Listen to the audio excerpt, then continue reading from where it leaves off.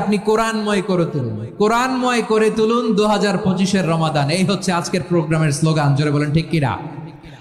আমার প্রিয় ভাইরা, ধীরস্থির ভাবে কোরআন তেলাওয়াত করুন, তাড়াহুড়ো করে নয়। রমাদানের এক খতম দেওয়ার একটা সহজ পদ্ধতি হচ্ছে রমাদানের প্রতি নামাজের পরে 4 পৃষ্ঠা, তাহলে 5 ওয়াক্তে 4 পাঁচা 20 পৃষ্ঠা, হেফজে কোরআন গুলো 20 পৃষ্ঠা এক পারা, এভাবে 30 দিনে আপনার এক খতম হয়ে যাবে। আমরা যেন তার তিলের সাথে বিশুদ্ধভাবে কোরআন তেলাওয়াত করতে পারি, আল্লাহ তৌফিক দান করুক। পড়ে না আমিন। 2 নম্বর করণীয়, ধীরস্থির ভাবে তারাবির সালাত গুলো যেন আমরা আদায় করি। তাড়াহুড়ো করবেন না আল্লাহর ওয়াস্তে, তাড়াহুড়ো করবেন না, তাহলে কোরআন আমাদের জন্য বদদোয়া করবে।